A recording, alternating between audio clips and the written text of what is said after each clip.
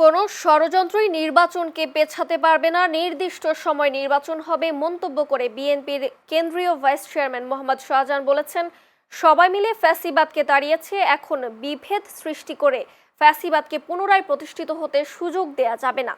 নোয়াখালী সদর উপজেলার Charjabbar degree college মাঠে কৃষক দলের সুবর্ণচর উপজেলার আয়োজনে কৃষক সমাবেশে প্রধান অতিথির বক্তব্যে তিনি এসব কথা বলেন।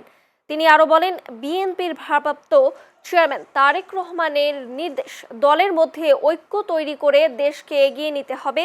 ঐক্য ছাড়া দেশকে উন্নতি করা যাবে না।